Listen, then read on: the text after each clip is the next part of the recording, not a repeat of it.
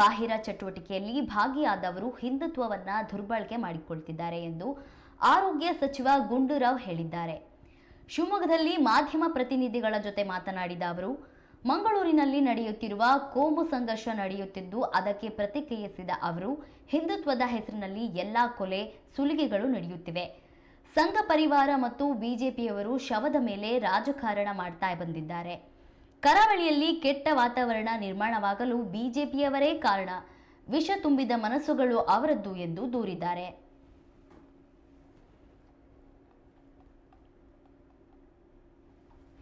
ಘಟನೆ ಇದು ನಮ್ಮ ದಕ್ಷಿಣ ಕನ್ನಡ ಜಿಲ್ಲೆಯಲ್ಲಿ ಏನು ಈ ದುಷ್ಕರ್ಮಿಗಳು ಮಾಡಿರ್ತಕ್ಕಂಥದ್ದು ಭಾಳ ನೋವಿನ ಸಂಗತಿ. ಯಾಕೆಂತ ಹೇಳಿದ್ರೆ ಇದು ಈ ಥರ ಸರಣಿ ಹತ್ಯೆಗಳಾಗ್ತಾ ಇರ್ತಕ್ಕಂಥದ್ದು ನಿಜವಾಗಲೂ ಆ ಜಿಲ್ಲೆಗೆ ಮತ್ತು ನಮ್ಮ ರಾಜ್ಯಕ್ಕೆ ಒಂದು ಕೆಟ್ಟ ಹೆಸರು. ಇದರಲ್ಲಿ ಒಬ್ಬ ಯುವಕ ಯಾರು ತೀರೋಗಿದ್ದಾನೆ, ಅಬ್ದುಲ್ ರಹೀಮ್, ಮತ್ತು ಇನ್ನೊಬ್ಬನ ಮೇಲೆ ಇಬ್ಬರ ಮೇಲೆ ಈ ದುಷ್ಕರ್ಮಿಗಳು ಮಾರಣಾಂತಿಕ ಹಲ್ಲೆಯನ್ನು ಮಾಡಿ ಅದರಲ್ಲಿ ಒಬ್ಬ ತೀರೋಗಿದ್ದಾನೆ, ಇನ್ನೊಬ್ಬ ಆಸ್ಪತ್ರೆ ಚಿಕಿತ್ಸೆಯಲ್ಲಿದ್ದಾನೆ. ಆದರೆ ಔಟ್ ಆಫ್ ಡೇಂಜರ್ ಅಂತ ಕೂಡ ನಮಗೆ ವರದಿ ಇರತಕ್ಕಂಥದ್ದು. ಪೊಲೀಸ್ ಅವರಿಗೆ ಇದರ ಹಿಂದೆ ಯಾರಿದ್ದಾರೆ ಅಂತ ಕೂಡ ಕೆಲವು ಮಾಹಿತಿಗಳು ಕೂಡ ಗೊತ್ತಾಗಿದೆ. ಅದೆಲ್ಲ ಅವರು ಖಂಡಿತವಾಗಿಯೂ ಯಾರು ಈ ಒಂದು ಕೃತ್ಯದಲ್ಲಿ ಭಾಗಿಯಾಗಿದ್ದಾರೆ ಅವ್ರನ್ನ ಹಿಡಿದಾಕುವಂಥ ಕೆಲಸ ಪೊಲೀಸರು ಮಾಡ್ತಾರೆ ಅಂತ ಕೂಡ ನನಗೆ ವಿಶ್ವಾಸ ಇದೆ. ಮತ್ತು ಈ ವೈಷಮ್ಯ ಏನಿದೆ ಮತ್ತು ಸೇಡಿನ ಒಂದು ವೈಷಮ್ಯ ಅದು ಇದಕ್ಕೆ ಕಾರಣ ಅದೇ ಅಂತ ಕಂಡು ಬರ್ತಾ ಇದೆ. ಇದು ಏನಂತ ಹೇಳಿದ್ರೆ ಈ ಕೋಮುವಾದದ ಒಂದು ಕೆಟ್ಟ ವಾತಾವರಣ ಏನು ನಿರ್ಮಾಣ ಆಗ್ತದೆ ಮತ್ತು ನಿರ್ಮಾಣ ಆಗಿದೆ ಅದರ ಒಂದು ಫಲಶ್ರುತಿ ಅಂತಲೇ ಹೇಳ್ಬೋದು ಇದು. ಆದರೂ ಇನ್ನೂ ತನಿಖೆ ಎಲ್ಲ ಪೂರ್ತಿಯಾಗಿ ಪೊಲೀಸವರು ಮಾಡಿದ ನಂತರ ಎಲ್ಲ ವಿಷಯಗಳು ಹೊರಗೆ ಬರ್ತದೆ. ಆದರೆ ಪ್ರಥಮ ಈಗ ಆಗಿರುವಂಥದ್ದು ನಮ್ಮ ಒಂದು ನಿಜವಾಗಲೂ ಭಾಳ ನೋವಾಗಿದೆ. ಒಬ್ಬ ಯುವಕ ಅವರನ್ನು ಈ ರೀತಿಯಾಗಿ ಬರ್ಬರ ಹತ್ಯೆ, ಅಮಾನವೀಯವಾದಂಥ ರೀತಿಯಾಗಿ ಅವರನ್ನು ಸಾಯಿಸಿರ್ತಕ್ಕಂಥದ್ದು ಅದು ಖಂಡಿತವಾಗಿಯೂ ಒಂದು ನಮ್ಮ ಇಡೀ ಸಮುದಾಯಕ್ಕೇ ಒಂದು ಕೆಟ್ಟ ಹೆಸರಿದು. ಮತ್ತು ಇದನ್ನು ಈಗಾಗಲೇ ಅಲ್ಲಿ ಎಲ್ಲ ರೀತಿಯ ಒಂದು ಎಚ್ಚರವನ್ನು ಪೊಲೀಸರು ಆ ಜಿಲ್ಲೆಯಲ್ಲಿ ಹಾಕಿದ್ದಾರೆ ಮತ್ತು ಇದಕ್ಕೆ ಕಾರಣಕರ್ತರನ್ನು ಕೂಡ ಅತಿ ಶೀಘ್ರದಲ್ಲಿ ಹಿಡಿತಾರೆ ಅಂತ ನನಗೆ ವಿಶ್ವಾಸ ಇದೆ.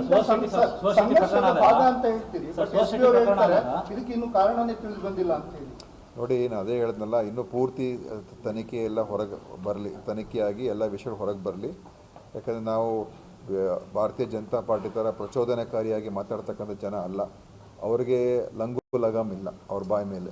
ನೀವು ನೋಡಿದ್ದೀರ ಯಾವ ರೀತಿ ಮಾತಾಡ್ತಾರೆ ಅಂತ. ಅವರ ಸಂಘ ಪರಿವಾರ ಮತ್ತು ಅವರ BJP ಪಕ್ಷ ಮುಖಂಡರುಗಳು ಅವರಿಗೆ ಅವಕಾಶ ಸಿಕ್ಕಿದ್ರೆ, ಒಂದು ಹತ್ಯೆ ಅಥವಾ ಒಂದು ಶವ ಸಿಕ್ಕಿದ್ರೆ ಅದ್ರ ಮೇಲೆ ರಾಜಕಾರಣ ಮಾಡೋಕ್ಕೆ ಹೋಗ್ತಾರೆ ಅವರು.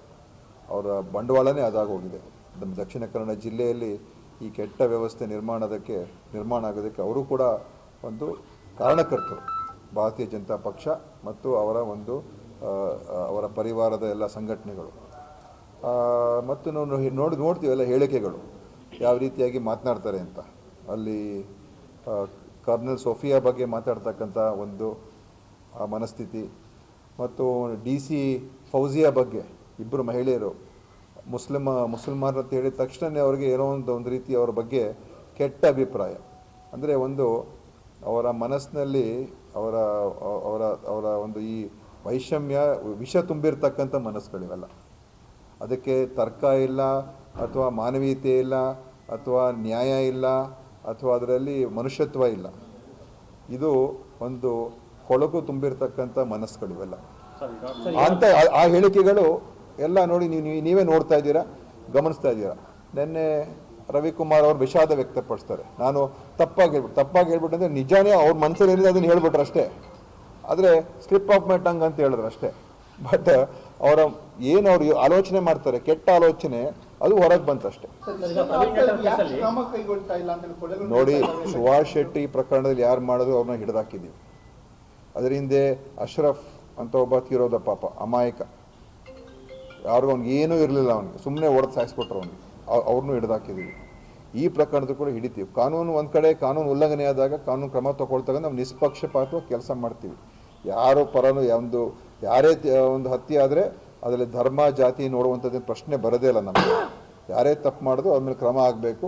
ಸುಭಾಷ್ ಶೆಟ್ಟಿ ಪ್ರಕರಣದಲ್ಲೂ ಕೂಡ ಅವರೊಬ್ಬ ರೌಡಿ ಶೀಟರ್ ಆಗಿದ್ದ. 2 ಹತ್ಯೆಗಳಲ್ಲಿ ಒಬ್ಬ ದಲಿತ ಮತ್ತು ಒಬ್ಬ ಮುಸಲ್ಮಾನ ಹತ್ಯೆಯಲ್ಲಿ ಅವನು ಅಕ್ಯೂಸ್ಡ್ ಆಗಿದ್ದ. ಅಂಥ ವ್ಯಕ್ತಿಯ ಹತ್ಯೆ ಆದಾಗ ಯಾರು ಅವ್ರು ಮಾಡಿದ್ದಾರೆ ಅವರೆಲ್ಲರೂ ಹಿಡಿದಾಕಿದ್ದೀವಿ. ಯಾರು ಏನು ಕಾರಣ ಅಂತ ಕೂಡ ಹೆಚ್ಚು ಕಡಿಮೆ ಎಲ್ಲ ಗೊತ್ತಾಗಿದೆ. ಈ ಪ್ರಕರಣದಲ್ಲೂ ಕೂಡ ನಮ್ಮಲ್ಲಿ ಆ ಭೇದ ಭಾವ ಏನು ವ್ಯತ್ಯಾಸ ಮಾಡೋಕ್ಕೆ ಹೋಗೋದಿಲ್ಲ, ಮಾಡಲೂಬಾರ್ದು.